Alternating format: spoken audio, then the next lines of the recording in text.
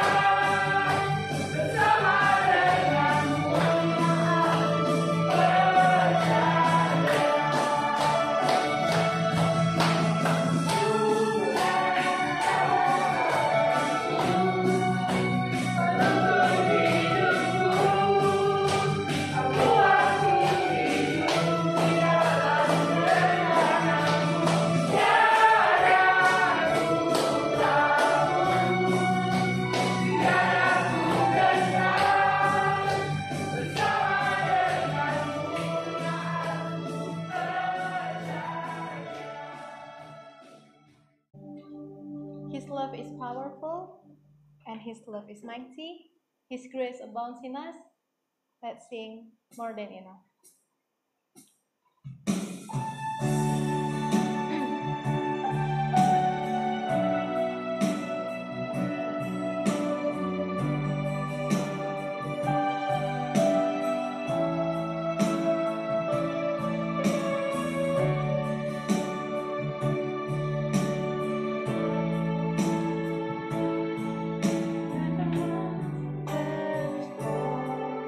And seated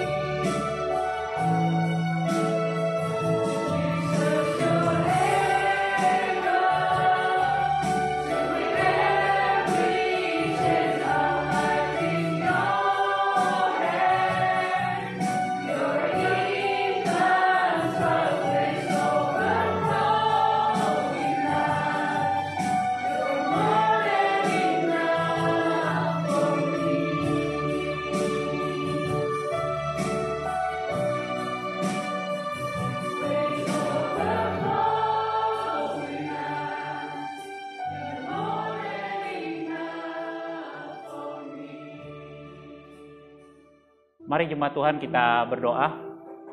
Bapa, kami bersyukur untuk kemurahan Tuhan yang begitu dahsyat dan ajaib. Kami memuji Tuhan, membesarkan nama-Mu. Tuhan itu selalu baik, tidak pernah Engkau berbuat tidak baik. Dan hari ini kami mau kembali merenungkan firman Tuhan. Kami mau lebih dalam lagi mengenal Engkau, terus mengenal Engkau. Kami tidak pernah mau berhenti untuk bertumbuh mengenal dan mengasihi Engkau. Oleh karena itu hari ini kami yakin dan percaya Roh Kudus Tuhan bicara. Kasih tahu isi hati-Mu Tuhan kepada setiap kami. Beritahu isi hati-Mu kepada kami Tuhan. Biar kami mengetahui Tuhan. Berikan kami telinga yang siap untuk mendengar. Berikan kami hati yang siap seperti tanah yang siap untuk menerima benih itu. Sehingga kami percaya Tuhan. Hari demi hari kami terus bertumbuh. Sampai pada akhirnya Tuhan menemukan kami. Engkau hamba yang setia. Engkau anakku yang kukasih. Engkau menghasilkan buah yang begitu luar biasa. Kami boleh menjadi jemaat Tuhan, orang-orang yang punya komitmen, orang-orang yang betul-betul hatinya dipersembahkan kepada Tuhan. Hari ini kami yakin dan percaya Roh Kudus Tuhan akan berbicara kepada kami. Oleh karena itu Bapa, kami siap mendengarkan firman-Mu. Di dalam nama Tuhan Yesus kami berdoa. Amin, amin, amin. Shalom saudara. Boleh bilang kiri kanannya, shalom, berikan senyum yang terbaik. Sekalipun kalau kita pakai masker, kelihatan nggak senyumnya? Kelihatan. Biasa kalau orang senyum matanya agak naik ya ke atas ya. Betul kan? Ya kan dia agak naik ya. Masih kelihatan ekspresinya saudaraku. Nah hari ini saudaraku yang dikasih oleh Tuhan Yesus Kristus, saya rindu sekali untuk membagikan satu kebenaran firman Tuhan tentang kasih mula-mula. Kasih mula-mula. Nah sebelum saya membahas atau membagikan sharing tentang hal ini kepada Bapak Ibu Saudari, saya teringat kembali satu masa atau satu nostalgia di mana ketika saya untuk pertama kalinya saya jatuh cinta dengan mantan pacar saya yang sekarang jadi istri saya. Ya Bapak-bapak, Ibu-ibu yang udah pernah dijatuhi oleh si cinta ini pasti mengerti betul ya, jatuh cinta itu orang bilang punya sejuta rasa. Tetapi menurut saya bukan hanya sekedar rasa ya Bapak Ibu Saudari. Jatuh cinta itu punya satu memori kenangan yang begitu indah ya. Cinta itu begitu kuat Bapak Ibu Saudari. Sehingga saya ingat, betul-betul saya ingat sekali. Bahkan saya juga pernah bertemu dengan sobat-sobat muda yang pernah ngalamin yang namanya jatuh cinta. Itu punya satu magnet kekuatan tersendiri ya. Ada kesan, ada memori, ada sesuatu yang kemudian menurut saya yang selalu saya katakan orang yang jatuh cinta itu ada satu hal yang menurut saya dia akan lakukan, dia akan bayar harga, betul nggak? Ya, dia akan berkorban, dia akan melakukan sesuatu. Nggak mungkin dia hanya bilang saya mencintaimu, tapi tindakannya tidak mencerminkan orang yang mencintai. Orang yang punya cinta, orang yang mengasihi, orang yang mencintai, memberikan hatinya, dia akan lakukan sesuatu Bapak Ibu Saudari. Dia akan kasih bunga, dia akan kasih coklat, ya. Dia akan kasih bunga bank, apalagi deposito, ya. Dia akan, intinya adalah dia akan lakukan yang terbaik untuk orang yang dia kasihi ya. Dan itu semua apa yang menggerakkan? Hati Bapak Ibu Saudari.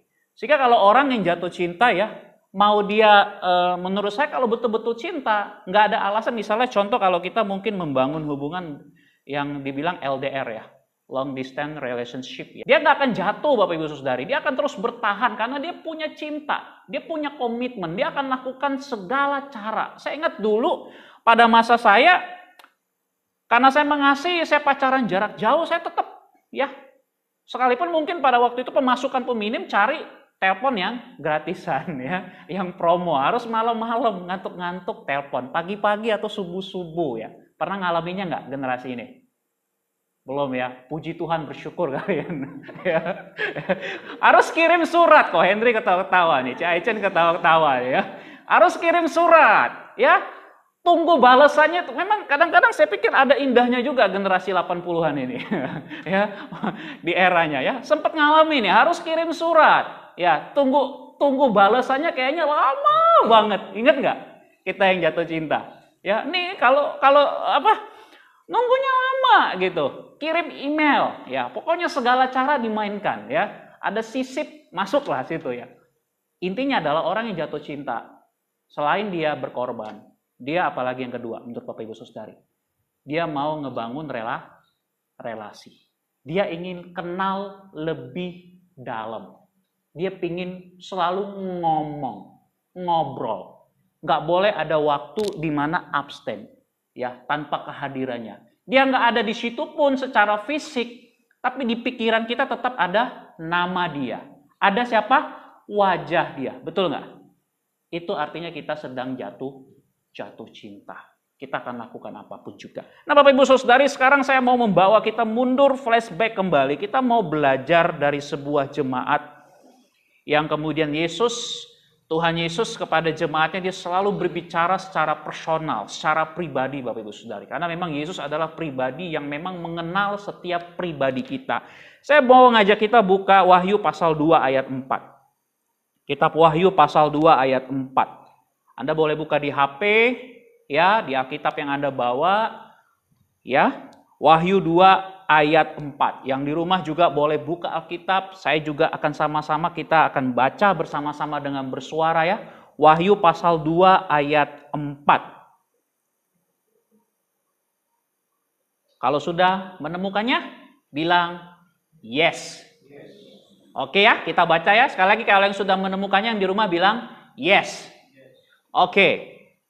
Kita baca bersama-sama Wahyu pasal 2 ayat 4. 2, 3. Namun demikian aku mencela engkau, karena engkau telah meninggalkan kasihmu yang semula.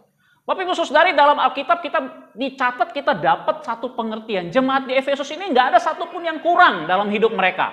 Jemaat di Efesus ini adalah satu jemaat di mana mereka berlimpah dengan kasih karunia. Jemaat di Efesus ini punya daya, punya uang, punya kemampuan untuk melakukan banyak hal di dalam pekerjaan Tuhan, di dalam pengembangan gereja.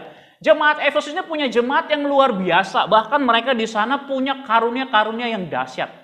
Ini jemaat serba komplit, Bapak Ibu Saudari. Jemaat secara resource juga bagus, ya. Ini jemaat Efesus ini memang jemaat yang dikatakan dalam ayat 2 ini punya jerih payah, punya ketekunan. Bahkan Yesus secara pribadi melihat bagaimana memuji jemaat ini. Tetapi sayang 1000 sayang, saudaraku. Bilang kiri kanannya, sayang 1000 sayang. Kok diem aja? Sayang 1000 sayang. Mereka kehilangan. Gak apa-apa, di sana wifi-nya agak kelelet. Oh enggak, gue ya. Sayang 1000 sayang. Kehilangan hal yang sangat penting. Apa itu? Kasih. Mula-mula. The first love. Hubungannya apa, Boksu? Hubungannya apa, Pak Pendeta? Hubungannya adalah ternyata kita bisa menemukan, kita bisa melakukan apapun juga tanpa kasih. Yang menggerakkannya apa? Macam-macam. Anda bisa melakukan sesuatu itu tanpa digerakkan oleh kasih, tanpa cinta. Bisa, apa aja. Mungkin eksistensi, keberadaan, semangat, spirit, aktivisme.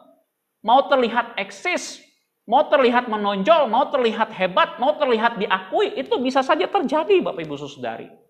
Karena banyak sekali motif orang untuk melakukan sesuatu, banyak sekali. Tetapi hari ini Yesus yang menilai tidak salah loh, Bapak Ibu Saudari. Yang di rumah perhatikan baik-baik. Yesus menilai itu sampai jauh ke dalam hati kita. Apa yang menggerakkan kita, apa yang mendorong kita di dalam kita melakukan sesuatu. Oleh karena itu ketika jemaat Efesus ini di dalam jerih lelahnya, ternyata mereka kehilangan apa yang paling mendasar di dalam kehidupan pelayanan mereka. Itu kasih. Nah, hari ini saya mau membawa mengingat ya, untuk bagaimana kita jangan kehilangan hal yang paling penting di dalam hidup kita. Itu kasih, Bapak Ibu Saudari. Kasih. Saya teringat, Bapak Ibu Saudari, saya terkejut sekali ada sebuah cerita dulu di Jawa. Saya tidak perlu bilang detailnya karena saya tidak mau nanti mengawak Bapak Ibu Saudari mengingat satu pribadi. Jadi saya ingat dulu ada sebuah cerita kakek dan nenek. Ya, kakek dan nenek ini terlihat begitu romantis. Terlihat begitu hubungannya baik sekali. Ya. Tapi Bapak Ibu Saudari, ada satu berita yang mengejutkan. Ternyata sekian puluh tahun mereka menikah. Akhirnya sang istri yang sudah jadi nenek ini membuat satu keputusan yang besar. Apa yang dilakukan? Dia minta cerai dari suaminya. bertanya-tanya. Anak-anaknya bertanya, "Mah, kenapa minta cerai dengan papa?" Ini sebuah pertanyaan yang besar. Kelihatannya begitu baik, kelihatannya begitu romantis, kelihatannya begitu dekat. Tetapi ada satu perkataan mamanya. Dia katakan kepada anak-anaknya, "Selama ini mama tahan-tahan." Loh, maksudnya apa, Mah? Tahan-tahan. Mama tahan-tahan sambil dia keluar air mata. Lalu mamanya mulai cerita. Ternyata ada satu hal yang membuat mamanya begitu mengalami degradasi cinta. Penurunan, kekurangan kualitas cinta terhadap suaminya. Apa? Dia menyimpan sesuatu. Rupanya selama ini bertahun-tahun dia tahu suaminya punya wanita yang lain. Mamanya begitu kecewa. Tetapi pada waktu itu kenapa kok mama bisa bertahan? Mamanya hanya bilang karena mama mau membesarkan kalian. Itu makanya mama tahan-tahan. Mama tidak mau ya kalian terganggu. Dan Bapak Ibu Saudari, ini sangat menyedihkan. Ternyata ada sesuatu hal yang di balik sebuah hubungan itu ada sesuatu hal yang tidak dibuka secara menyeluruh. Ada satu hubungan yang sebenarnya di dalamnya tidak dijalankan berdasar konsistensi, komitmen, dan ketulusan. Ada sesuatu hal yang terjadi di dalam rumah tangga itu yang membuat kemudian hati ibu itu begitu hancur. Sulit sekali untuk dia. Nah, Bapak Ibu Saudari, dalam hubungan ini kemudian anaknya tidak bisa lagi mempertahankannya. Lalu minta maaf. Ya, kemudian akhirnya mereka harus bercerai. Satu kisah yang menyedihkan, yang saya sendiri waktu dengar cerita itu dari kawan saya, ya, saya juga jadi sangat sedih sekali. Karena tidak sangka disangka. Karena seorang pengerja gereja, seorang pelayan Tuhan ternyata bisa mengalami hal seperti itu. Bapak Ibu Saudara, inilah yang terjadi juga dengan jemaat di Efesus. Karena mereka ternyata punya sesuatu motif yang lain di dalam pelayanan mereka kepada Tuhan. Mereka telah begitu dalam jatuh. Kenapa? Karena ada dua hal dan ini hari ini kita mau belajar bagaimana kita memaintain hidup kita. Sehingga kita tidak menjadi orang-orang yang terlihat berbeda. Terlihat tidak tulus, terlihat tidak punya komitmen, terlihat ada sesuatu motif yang lain selain daripada mencintai Yesus secara tulus. Kita mau belajar yang pertama Bapak Ibu Saudari, ketika kita mau bertumbuh, kita mau kembali mengasihi Tuhan di dalam kasih mula-mula, Anda dan saya mesti pastikan bahwasanya kita tidak berhenti bertumbuh di dalam kasih dengan cara hidup menjaga relasi dengan Tuhan dan meninggalkan dosa. Saya katakan bagaimana mungkin di bibir kita menyembah Tuhan, kita memuji Tuhan, tetapi di lain kesempatan dengan mulut yang sama kita mengutuki orang lain. Bagaimana mungkin kita menjaga kekudusan hati kita, hidup kita, di satu sisi terlihat seperti itu, tetapi di sisi yang lain kita masih menyimpan dosa di dalam kehidupan kita. Bapak Ibu Saudari, ini tidak boleh terjadi. Sekalipun mungkin jemaat yang lain tidak melihat, orang yang lain tidak melihat, tetapi Yesus yang adalah Tuhan, dia melihat jauh ke dalam hatimu. Dia melihat apa yang tersembunyi di situ. Dia melihat motif yang lain. Bapak Ibu Saudari, dalam pelayanan pastoral pranikah, saya biasa kalau membimbing pasangan muda-mudi ya yang menikah, itu ada satu session Bapak Ibu Saudari, itu kami akan menggali yang namanya motif kenapa Anda menikah. Coba dulu kita diskusi. Biasanya orang menikah karena apa? Apa motifnya? Apa alasan mendasar orang menikah? Satu, cinta Pak? Iya cinta. Tapi maksudnya apa biasanya? Ada nggak? Kita akan gali biasanya Bapak Ibu Saudari. Nah di situ ada beberapa hal. Ya. Ada orang punya alasan menikah karena ingin punya keturunan. Perlu nggak? Perlu. Nah sekarang pertanyaannya, Kalau kemudian nggak punya keturunan bagaimana? Cerai. Amin. Ini udah siap menikah ini.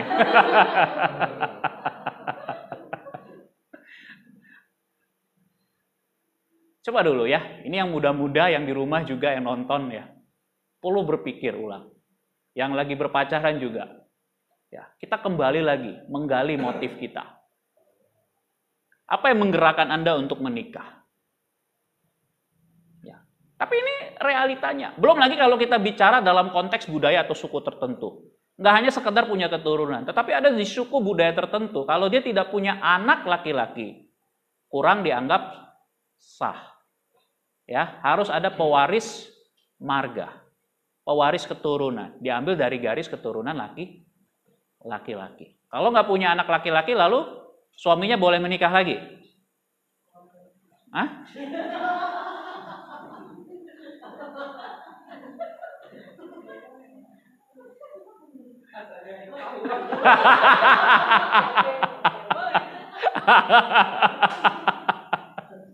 Yang di rumah gimana? Tapi ini serius loh. Kita menggali motif ini, Bapak Ibu Saudari, ini menarik. Ya, pendekatannya menarik. Saya selalu akan tanya kepada pasangan muda-mudi, ini bagaimana? Belum lagi kalau kita lihat ya, ada ya penyakit-penyakit tertentu kadang-kadang membuat kita sulit punya keturunan. Atau kemudian kadang-kadang bisa punya keturunan, punya anak, tapi ada resiko terjadi kecacatan pada tubuh si anak, kelainan genetika dan lain sebagainya. Makanya saya mendorong biasanya untuk pasangan muda-mudi sebelum menikah, tolong cekkan diri Anda ke dokter. Cari tahu, ya. Cek, ada nggak penyakit bawaan di situ? Bapak Ibu Saudari, ini penting. Tetapi intinya adalah motif itu penting sekali. Bagaimana kalau ini kemudian, ya, kemudian setelah cek, ternyata salah satu pasangan, ya, bukan hanya tertuju pada perempuan, tetapi juga laki-laki mungkin, ya, dia tidak bisa memiliki keturunan. Entah itu spermanya lemah, agak sulit atau lain sebagainya. Atau sel telur dari si perempuan itu mungkin kurang, ya, kurang punya kesuburan dan lain sebagainya. Lalu bagaimana? Apa solusinya? Ini perlu, sehingga perlu dicek, perlu dibicarakan. Motif ini penting. Sehingga jangan kemudian nanti jadi masalah. Lalu apalagi melandasi orang menikah? Ada juga ternyata di situ, ya, dalam buku itu ditulis, dalam buku pendampingan persoalan pernikahan, orang menikah karena ingin punya motif harta atau kekayaan. Ini juga perlu digali. Iya, ada demi kemapanan lebih baik. Sekarang kompleksitas hubungan itu nggak sesimpel itu, ada begitu banyak. Motif ini perlu digali. Apalagi motif Anda menikah. Apalagi. Itu semua digali Bapak Ibu Saudari. Kalau saya jelaskan ini tidak cukup waktu kita. Nanti di sesi pastoral pranikah. Bagi yang mau menikah. Kenapa? Tunjuk di sebelah. Itu yang sebelah udah gak. Yang di rumah aja. Tapi penting sekali motif Bapak Ibu Saudari. Oleh karena itu kita jangan pernah berhenti bertumbuh di dalam kasih. Kenapa? Karena kita terus memperbaiki motif kita mengikut Tuhan itu. Sehingga kita jalan perjalanan mengikut Tuhan itu jangan terkontaminasi oleh hal-hal yang tidak baik, oleh hal-hal yang mengganggu ketulusan, keseriusan, komitmen kita dalam mengikut Tuhan. Itu sebabnya Tuhan Yesus mencela jemaat di Efesus karena mereka kehilangan apa yang paling penting. You melayani Tuhan tapi dosa jalan terus. Tidak bisa seperti itu. Tidak bisa. Bapak Ibu Saudari, kita harus sungguh-sungguh memastikan kita tidak terbiasa dengan dosa. Anda jatuh dalam dosa itu bisa, tetapi ketika Anda dan saya jatuh dalam dosa, Anda dan saya harus kembali bertobat, minta ampun, membangun kehidupan yang kudus. Tetapi kalau kemudian Anda dan saya menjadi terbiasa dengan satu dosa, ini yang bahaya Bapak Ibu Saudari. Ini yang mengganggu pelayanan, komitmen kita di dalam mengikut Tuhan. Bapak Ibu Saudara-saudari yang dikasih oleh Tuhan Yesus Kristus, itu sebabnya jemaat ini diminta oleh Yesus Kristus untuk mereka bertobat, lalu memulai kembali mengingat. Mengingat kembali bagaimana Tuhan begitu mengasihi mereka. Bapak Ibu Saudari, dalam perbincangan saya dan dengan istri tadi, dan juga dalam beberapa di media sosial saya mengikuti perkembangan penambahan jumlah orang-orang percaya dari latar belakang agama yang berbeda. Saya sangat terkejut Bapak Ibu Saudari. Terkejut senang maksud saya. Betapa luar biasanya hari ini anugerah Tuhan curahkan. Ya, ini amin luar biasa Bapak Ibu Saudari. Bapak Ibu Saudari, ada begitu banyak hari ini orang ngalamin kebaikan Tuhan, cinta kasih Tuhan. Ya, dia bertumbuh di dalam kasih. Bahkan ada sebuah pernyataan yang dikatakan, saya tidak akan berhenti mencintai, mengikuti Yesus Kristus sekalipun saya harus kehilangan nyawa saya. Bapak Ibu bayangkan. Bahkan ada sebuah kesaksian Bapak Ibu Saudari, seseorang, sebut saja si A, yang dia baru percaya kepada Tuhan, tetapi karena kepercayaannya itu dia ditangkap, dia dimasukkan di dalam penjara, dia diadili. Ya, waktu dia diadili, dia membuat sebuah pledoi ya, pembelaan ya. Di pembelaan itu justru dia mengatakan dia bersaksi tentang Yesus Tuhan. Tapi tahu nggak Bapak Ibu Saudari, justru hakim memutuskan dia bukan hukumannya diturunin, malah naik lagi vonis hukumannya.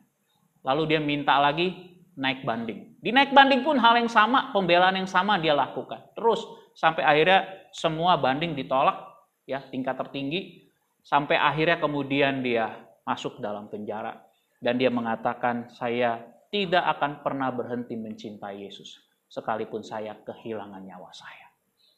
Bapak Ibu Saudari, inilah yang terjadi kalau kita tidak berhenti dalam bertumbuh di dalam kasih-Nya. Kita akan menjaga diri kita, motif kita akan jaga hati kita. Kita akan lakukan apapun juga untuk melayani Tuhan. Kita akan lakukan apapun juga untuk mengasihi Tuhan. Saya ingat waktu saya punya cinta yang begitu luar biasa dengan Tuhan. Saya ingin mengulang lagi. Dulu waktu saya masih unyu-unyu, waktu saya masih muda, sekarang juga masih muda, ya. Saya ingat sekali saya punya satu lagu itu ya, masa muda itu, sungguh senang. Saya ulang lagi. Kenapa? Karena saya bukan mau ingat-ingat bukan saya mau mengingat peristiwa dulu dalam arti yang tidak membangun, tetapi saya masih terus teringang-ingang di pikiran saya. Ya, betapa ikut Tuhan, mengasihi Tuhan itu sangat penting. Kita punya motif, punya hati yang terus bertumbuh Bapak Ibu Saudari, mengasihi Tuhan. Karena kalau nggak dijaga, ini bisa ngalami degradasi. Karena tantangan kita hari ini sebagai orang Kristen ngalami degradasi iman tuh banyak banget loh. Betul, banyak banget. Makanya iblis ya, si jahat ini paling mau ya. Nah ini gereja sekarang kan udah mulai bangkit nih, pemuritan ya. Pemuritan itu sudah mulai bangkit. Nah kenapa ini yang paling banyak diserang? Banyak orang kadang-kadang mau jadi orang Kristen tapi nggak mau dimuridkan. Kenapa ini paling banyak diserang? Karena Bapak Ibu Saudari, dengan Anda dan saya dimuridkan, kita akan terus bertumbuh, akan terus bertumbuh. Karena di dalam pemuritan itu kita akan melakukan yang namanya cross check. Saya dengan anak-anak pemuritan dan saya dorong bagi Bapak Ibu Saudari yang belum dimuridkan, saya akan selalu bertanya, bagaimana hubunganmu dengan Tuhan? Gimana? Coba tanya kiri kanannya, bagaimana hubunganmu dengan Tuhan?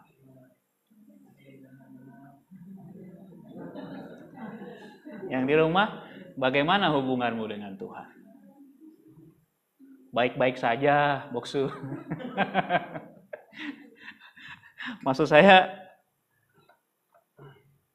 ada satu passion nggak? Saya ingat pemazmur pernah bilang ya.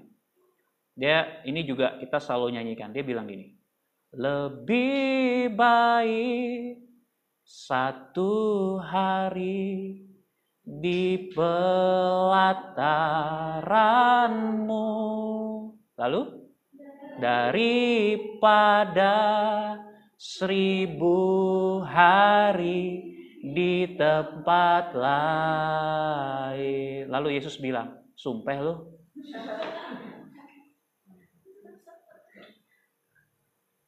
Yakin? Hah? Gombal. Bapak Ibu Saudari, jangan pernah berhenti bertumbuh dalam kasih.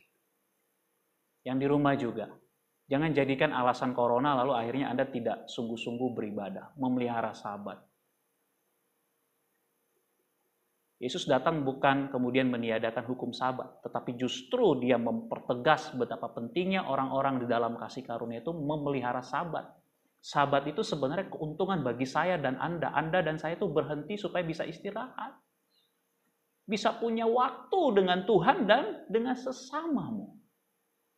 Dan di dalam sabat, berkat Tuhan itu diperintahkan mengalir sehingga ketika Anda masuk hari setelah sabat, Anda dan saya diberkati dengan luar biasa. Amin. Itu rahasia sabat. Yang hari ini mungkin banyak orang nggak mengerti. Terlalu sibuk dan sibuk melayani Tuhan, tapi tidak punya relasi dengan Tuhan. Tidak punya perhentian dengan Tuhan. Kalau Anda punya perhentian, Anda dan saya punya perhentian dengan Tuhan, Anda dan saya tidak akan tinggal dalam dosa. Karena orang yang melayani Tuhan, orang yang mengasihi Tuhan, membangun diri di dalam Tuhan, dia akan menjaga dirinya menjadi orang-orang yang berkenan. Ini yang pertama Bapak Ibu Saudari, bagaimana kita ngejaga supaya kita punya kasih mula-mula itu nggak berhenti. Tetap berkobar-kobar. Sehingga kita bisa katakan lebih baik berada di pelataranmu satu hari daripada di tempat lain. Bapak Ibu Saudari, banyak hal yang bisa mendestruksikan kita. Membuat kita mengalami degradasi secara iman. Hari ini begitu banyak ya. Saya nggak tahu bagaimana tuntutan pekerjaan membawa Anda makin menjauh dari kehidupan menyembah dan melayani Tuhan. Tapi saya kadang-kadang pikir ya dalam satu session nanti di pemuritan ya kita masuk, saya ingin ngajarin juga kepada jemaat bagaimana saya menyembah Tuhan di tengah kesibukan. Ini satu rahasia yang sangat penting Bapak Ibu Saudari. Maka kita perlu ngebangun memaksimalkan karunia rohani dalam hidup kita. Kemarin saya baru ngomong ke salah satu anak pemuritan saya. Hari ini dia di Medan, minta maaf dia harus dikarantina di satu rumah sakit karena dia terkena COVID. Tapi saya selalu bilang sama dia, kamu punya karunia bahasa roh? Punya. Saya bilang, kamu berbahasa roh lah. Karena waktu kamu berbahasa roh, kamu nyembah Tuhan, kamu dikuatkan secara pribadi, kamu dibangun secara pribadi. Artinya saya mau bilang kamu aktifkan karuniamu sekalipun lagi dalam kondisi yang sakit. Terus bertumbuh dalam anugerah Tuhan, gak pernah berhenti. Tuhan gak pernah tinggalin kamu. Sekalipun kamu ngalamin hal yang seperti itu. Nangis dia. Saya pun jadi sedih. Mau kunjungin gak bisa, apapun gak bisa. Tapi saya dorong Bapak Ibu Saudari. Kita di sini juga harus terus bertumbuh di dalam kasih kita. Selalu lakukan cek dan recheck hidupmu, hatimu. Jangan sampai dosa itu menguasai hidupmu. Karena ketika engkau memberikan sedikit saja peluang, engkau begitu sedikit saja berkompromi dengan dosa, dosa itu akan menguasaimu. Hati-hati. Bilang kiri kanannya, hati-hati. Jangan mau berkompromi dengan dosa. Saya dorong ini benar-benar untuk setiap kita. Itu yang pertama. Yang kedua Bapak Ibu Saudari, bagaimana supaya kita nggak berhenti di dalam mengasihi Tuhan. Kita tetap punya kasih mula-mula yang begitu semangat, antusias, melayani, mengasihi Tuhan. Yang kedua, saya pikir nggak ada cara lain. Ingat kasihnya. Ingat grace Tuhan. Dulu ada lagu gini. Ingat kasihnya. Tahu lagu itu? Ingat kebaikannya dan anugerahnya. Selamatkanku. Ingat lagu itu? Enggak. Gimana mau ingat? Belum pernah belajar. Itu juga lagu yang menurut saya penting. Kenapa sih perlu ingat kasih, ingat anugerahnya, kebaikannya yang selamatkanku? Karena memang bukan perkara sepele Anda dan saya hari ini bisa menerima percaya kepada Yesus. Itu semua dilakukan, dibayar dengan harga yang sangat mahal. Darahnya tercurah. Bapak Ibu Saudari, untuk Anda dan untuk saya. Dia mati di atas kayu salib sehingga Anda dan saya itu diselamatkan. Waktu Anda dan saya percaya kepada Yesus, seluruh kutuk akibat dosa, kesialan, sakit penyakit, semuanya itu ditanggung oleh Yesus di atas kayu salib. Saya hari ini mendorong setiap kita untuk selalu ingat salib itu. Makanya saya pikir Bapak Ibu Saudari, perhatikan terhadap apa yang Anda lihat, Anda tonton, dan Anda dengar. Itu dapat mempengaruhi iman saudara. Kalau Anda dan saya lebih banyak mengkonsumsi hal-hal yang buruk, hal-hal yang tidak membangun, saya pikir itu akan memberikan pengaruh terhadap iman saudara. Tetapi kalau kita lebih banyak mengkonsumsi, melihat, mendengar hal-hal yang baik, yang konstruktif, yang menghantar kita mengingat kepada salib daripada Yesus Kristus, maka hal itu akan membawa saya dan Anda untuk tetap terus bertumbuh di dalam Tuhan. Penting sekali Bapak Ibu Saudari. Itu makanya saya punya satu kerinduan. Kemarin saya juga ngomong sama Ko Henry, sama Nathan, ya sama beberapa pengurus. Saya ingin bawa MBC ini jadi satu gereja yang betul-betul worship. Tahu worship artinya? Be authentic. Authentic Anda dan saya dengan Tuhan, hubungan. Tidak boleh ada kepalsuan. Itu artinya worship Bapak Ibu Saudari. Dan hanya Anda dan Tuhan yang tahu siapa diri Anda sebenarnya. Itu artinya worship. Menyembah Tuhan dalam roh dan kebenaran. Itu kerinduan saya. Dan musik punya pengaruh yang sangat besar untuk generasi, bahkan segala generasi. Punya pengaruh yang sangat besar. Karena dengan musik, ya, saya ingat sekali gerakan metodis itu memberi pengaruh yang besar pada masa John Wesley itu. Ya, John Wesley itu punya pengaruh yang besar loh. Sebenarnya pribadi yang sangat berjasa untuk Inggris. Karena melalui John Wesley, Inggris itu terhindar dari revolusi industri yang dialami oleh Prancis. Karena gerakan ini. Dan John Wesley salah satunya membangun namanya worship musik. Selain sekolah minggu, komsel, pemuritan, lain-lain. John Wesley ini punya ya satu yang bersama ini khususnya Charles Wesley ya. Dia penggugah lagu, pencipta lagu, dia buat. Itu makanya kita hari ini ada namanya nyanyian rohani metodis. Yang pada waktu itu merajai Bapak Ibu Saudari. Pada waktu itu dia top hits nomor 1 ya pada waktu itu. Ya. Sangat viral pada waktu itu. Bahasa sekarang ya. Makanya nanti kita punya tugas, apa lagu itu masih bisa dipakai? Bisa, kita gubah ulang lagi. Kita aransemen ulang lagi. Kita buatlah konser khusus kita. Itu lagu-lagu itu nggak sembarang diciptakan Bapak Ibu Saudari. Ya, nggak sembarang diciptakan. John Wesley punya pengalaman, Charles Wesley punya pengalaman. Ada satu lagi saya pikir penulis yang juga banyak di lagu itu namanya Fanny Crosby ya. Seorang wanita yang buta Bapak Ibu Saudari. Tapi dia tulis lagu luar biasa. Nanti buka di internet cari baca sendiri ya. Saya nggak punya cukup waktu jelasinya. Itu ciptain lagu dahsyat kali luar biasa si Fanny Crosby ini. Luar biasa. Karena dia punya hubungan dengan Tuhan. Dia katakan kamu nggak nyesel kamu buta gitu. Dia bilang enggak. Justru ketika nanti saya diangkat, rapture, orang yang pertama kali yang akan saya jumpai siapa? Dia bilang, Yesus. Dia katakan. Saya merasa sangat bersyukur. Bapak Ibu Saudari. Penting sekali kita kembali mengingat anugerah Tuhan. Hari ini Anda dan saya orang-orang yang spesial dipilih. Bilang kiri kanannya, you are the special one. Bukan hanya Jose Mourinho. Ngerti Mas saya? The special one. Tapi the special one itu babak belur dia sekarang. Tim yang dia pegang nggak juara-juara lagi ya. Mungkin karena sombongnya atau gimana. Tapi dalam anugerah Tuhan, saya dan Anda spesial. Kamu bisa percaya Yesus itu spesial. Kita dipilih. Kita dipilih. Bapak Ibu Saudari, hari ini saya mendorong kita untuk meresapi lagi. Mengingat kembali anugerah Tuhan. Bagaimana pertobatan kita. Bagaimana kita mengalami perjumpaan dengan Tuhan. Pengorbanan Tuhan itu begitu luar biasa. Sehingga hari ini saya dan Anda, kita bisa berada di sini. Amin. Yang di rumah amin. Ini luar biasa Bapak Ibu Saudari. Memang saya tahu hari ini ya, karena corona ini dibilang satu kejadian yang luar biasa.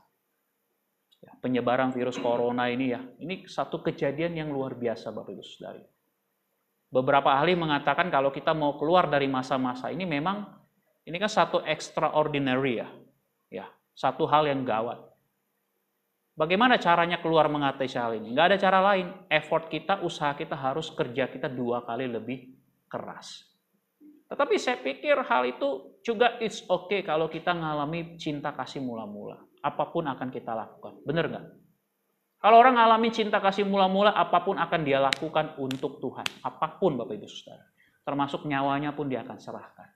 Dalam sejarah gereja, Bapak Ibu Saudari, gereja hari ini bisa berkembang, bisa eksis sampai ke ujung-ujung dunia. Karena ada begitu banyak darah para martir yang dicurahkan untuk gereja Tuhan. Ini fakta Bapak Ibu Saudari. Tertullianus, Bapak gereja mengatakan, ya, darah para martir itu benih daripada gereja. Bapak Ibu Saudari, gereja Tuhan bisa eksis sampai hari ini karena ada orang-orang yang punya cinta mula-mula. Siapakah mereka? Lihat kiri kanannya. Katakan, saya tahu orangnya. Lihat kiri kanannya, katakan, saya tahu orangnya. Siapa dia? Hah? Siapa dia? Siapa dia? Katakan saya dengan iman. 1, 2, 3. Saya. Amin. Kita berdoa. Bapak Ibu Saudari, Anda ada di mana hari ini? Saya ngajak kita ambil waktu hening. Kita renungin, lihat hatimu. Kau udah mulai tawar hati, udah mulai jenuh, atau udah mulai kehilangan arah. Mungkin kekhawatiran hidup ini, mungkin masalah dalam hidupmu, hubungan relasi dengan orang lain mulai longgar. Mungkin di tempat kerjamu, mungkin keluargamu, mungkin orang-orang di sekitarmu. Bapak Ibu Saudari, Tuhan mengasihimu. Tuhan peduli hidupmu. Dia begitu detail, dia begitu luas, dia juga begitu menghargai setiap pribadi kita. Hari ini saya mengundang kita datang pada Tuhan. Saya mengajak kita bangun kembali komitmenmu. Kalau engkau sudah mulai jauh dari Tuhan, engkau sudah mulai lari, engkau sudah mulai terbiasa, nggak ada lagi hubungan dengan Tuhan, nggak ada waktu dengan Tuhan, nggak ada sabat, nggak ada perhentian dengan Tuhan. Bangun lagi hubunganmu dengan Tuhan. Hari ini kalau ada kekhawatiran dunia menghantuimu, mengganggu hidupmu, mengganggu relasimu, bangun kembali hubunganmu sama Tuhan. Tuhan mengasihi orang-orang yang datang dengan otentik. Be authentic. Itulah penyembahanmu. Apa yang hari ini engkau alami, engkau akui. Kalau engkau jatuh dalam dosa, engkau bergelut dengan satu dosa, datang akui dalam Tuhan. Minta ampun kembali, bangun kembali hidupmu. Jangan takut, Tuhan gak hanya menerima yang baik-baik saja dari kita. Segala yang najis, yang kotor, waktu engkau datang kepada Tuhan, dia terima hidupmu. Karena dia mengasihimu dan dia sudah mati di atas kayu salib untuk menanggung segala dosa, kenajisan, keburukan, kesialan, keapesanmu. Semua ditanggung di dalam salib Yesus Kristus. Engkau hanya cukup datang dengan iman. Engkau cukup datang, begitu sederhana. Engkau cukup datang dengan jujur, otentik, apa adanya dirimu. Datang persembahkan itu kepada Tuhan. Hai generasi muda, hai orang-orang yang dipanggil. Siapapun kau hari ini yang di sini maupun yang di rumah, hari ini engkau datang pada Tuhan. Datang pada Tuhan. Kalau engkau berdosa, minta ampun sama Dia. Minta Tuhan menguduskan engkau. Engkau tidak berjuang sendirian. Ada Yesus, ada Roh Kudus yang mendampingi hidupmu. Kalau ada kekecewaan di masa lalu, hari ini engkau menyimpan dendam, kepahitan, kegeraman, traumatis masa lalu. Engkau pernah dilecehkan, engkau pernah diperlakukan dengan sangat buruk. Engkau merasa tertolak. Engkau merasa tidak dihargai, engkau merasa diabaikan, engkau merasa dibuang. Hari ini Yesus berkata, tanganku terbuka, aku mengasihi engkau. Sambut tangannya dengan imanmu. Engkau percaya. Kalau engkau kehilangan iman, engkau kurang iman, hari ini engkau berdoa, Tuhan, berikanlah kepadaku iman itu. Melalui Roh Kudus-Mu, hangatkan kembali setiap hati kami. Engkau berdoa kepada Tuhan, jangan bengong. Berdoa kepada Tuhan. Kalau engkau tidak tahu mau ngomong apa, engkau cukup katakan kepada Tuhan, Tuhan, ini aku. Apa yang kau mau? Jangan bengong. Fokus doa kepada Tuhan. Doa fokus kepada salibnya. Ingat kebaikannya. Ingat kebaikannya. Ingat kemurahannya, Bapak Ibu Saudari. Kalau engkau berkata, aku terlalu jahat, aku terlalu kotor, di hadapan Yesus Kristus Tuhan, Dia sanggup menyucikan engkau. Tidak ada manusia yang paling kotor, paling bau, paling buruk, paling najis yang tidak bisa dibersihkan oleh kuasa darah Yesus. Dia mengasihi setiap kita. Mari datang kepadanya. persembahkan hidupmu. Bangun kembali komitmenmu. Kobarkan kembali, Tuhan, aku mau lebih semangat. Aku mau lebih mengasihi Engkau.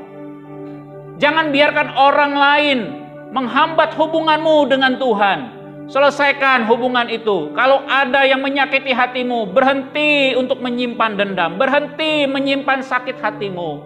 Lepaskan itu. Supaya engkau mengalami kuasa Yesus. Ampuni dia. Ampuni dia. Lepaskan pengampunanmu. Minta Tuhan mampukan. Yang penting engkau mau. Kalau engkau mau, engkau boleh berkata demikian dalam hatimu. Tuhan, aku mau, Tuhan.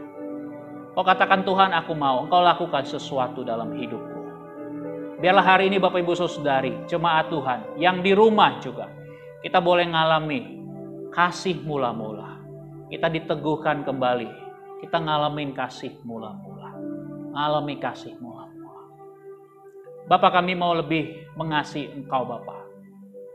Sebab Engkau mengatakan, inilah generasi di mana bangkit tunas keturunan Daud.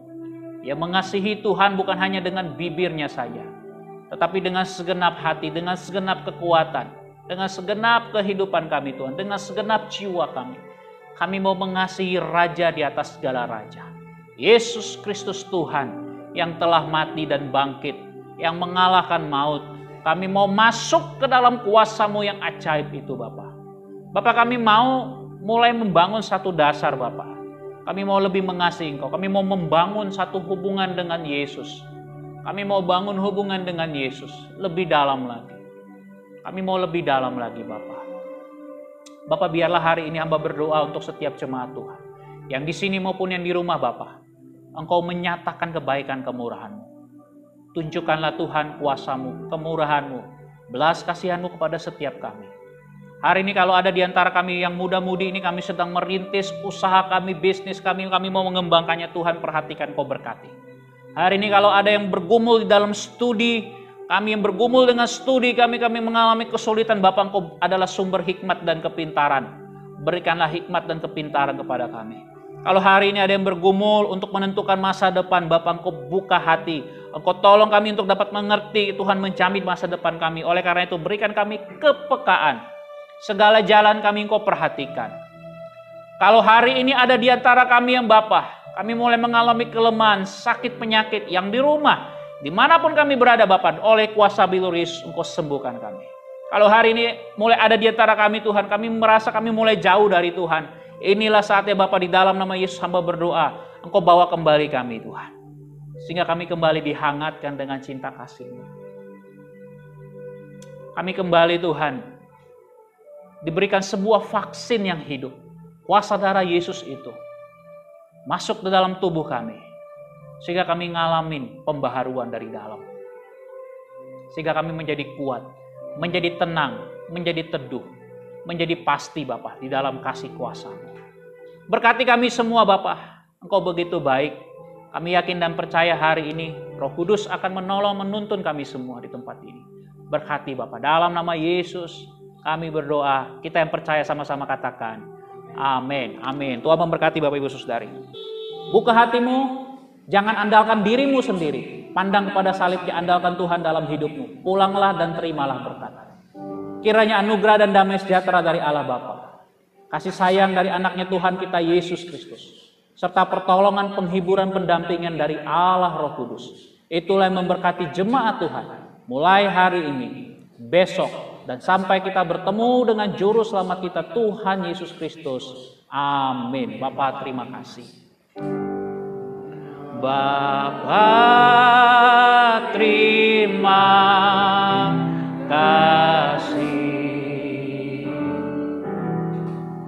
Bapa, terima kasih.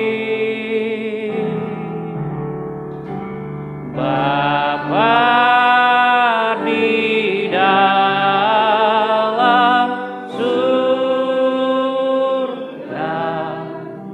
ku